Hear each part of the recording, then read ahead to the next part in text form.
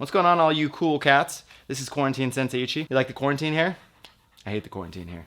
It's starting to look like John Wick.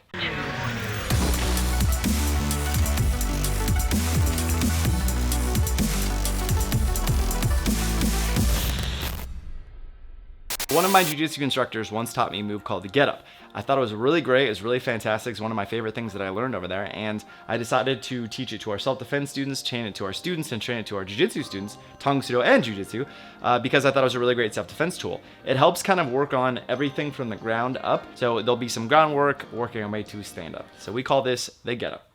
Check it out, here we go. Okay, so let's say something happened where I ended up on the ground. So my main goal is to get back up. If I ever get taken down in a fight, my main goal is to get back to my feet. If you don't have a ground game, if you haven't trained jiu-jitsu or some form of mixed martial arts, your ground game might not be as strong. Even if you are really good at jiu-jitsu or you do have a good ground game, you shouldn't have that be your everything. The main goal in self-defense is to get away from your attacker. So in this situation, if I have no choice, then I'll fight from the ground. So while I'm here from the ground, the moment I fall to the floor, I want to get myself ready to strike. So the best target to strike to while someone's attacking me is obviously going to be the knees or the groin. Okay? If they're taller and their groin's a little bit higher, and let's say I'm a short person, I'm going to be going for their knees. So when I'm going for their knees, I'm going to be looking for like an inverted kick, like an inverted side kick. I don't recommend kicking completely straight. It's a narrow surface area to strike with the bottom of my foot this way. But if I turn my foot sideways, I wear like a size 8.5, don't judge me. I'm more likely to do some damage by kicking invertedly right across the front of the kneecap to possibly break the person's kneecap. They drop and then I can attack. When I hit the ground, we train in our school how to fall backwards. So I want to fall to my back, I want to slap, and then I want to come back up to position. When I'm ready to come back up, I like to have my one foot grounded. That way I'm ready to push off with it to get a little more power. So when my hand's on the floor, I can push off, I can strike to the knee. If I feel like I have long enough legs or I'm a taller person, let's say the person's taller, I could strike up to the groin with like a front kick. I don't recommend turning sideways. If you turn sideways, you're running the risk of getting your back taken. So I don't recommend that. While I do that strike, I'm then going to take my supporting leg, I'm going to put it underneath me, deep where it's flat on the ground. From that spot, I'm going to put my hand out in front of me. When I put my hand out in front of me, I don't recommend staying here. This is just a temporary kind of position. So if someone does start to engage, I can kind of hold on to them. I can maybe push them. Let's say they get close to me or let's say they kick, I can use my hand to block. Anything is better than getting kicked in the face. So yes, if somebody full on kicks me in the hand, I would take a broken wrist over a kick to the face any day of the week. So it's the lesser of two evils. So I'm going to put the hand out in front of me. I'm not going to hang out here. I'm just going to use this to kind of add as like a safeguard. As I do that, the leg underneath is going to sweep underneath me and kind of step back. Now while I do that, my supporting hand is going to be here to kind of help me boost up. So my hand will be out in front of me, my other hand's on the floor. I'm going to use my front foot to push off. I'm going to push off and drag that leg back behind me. Now while I do this, I want to get my feet as close to flat on the ground as possible. While I'm here, I look like Spider-Man. I'm going to rise up and then I'm ready to attack if I need to, or I'm ready to disengage if I need to. It's better to disengage than to attack, depending on the situation.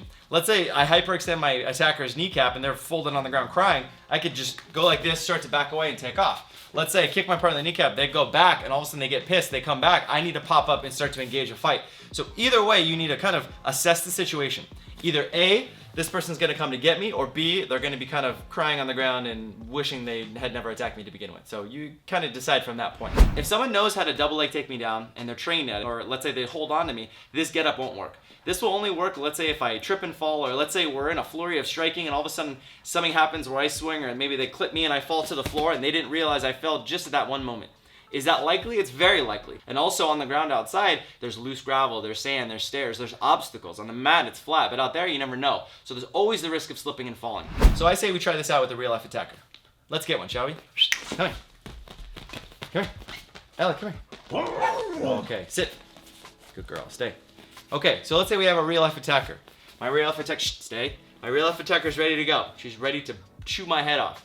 So all of a sudden, my attacker starts to engage, and watch what happens with the get up. Watch how successful the get up will work. Ready? Come on. Here. Right there. I'm gonna rise to get up, and she's trying to engage, and I'm disengaging. Disengaging, keeping my distance. See? She's like, okay, I give up. That was good, I know. This get up also works for a really great exercise. It's a really good practice to kind of get up, get down. It works out a lot of muscle grouping. Hand goes out in front of you, I rise and come back up, and I come back down.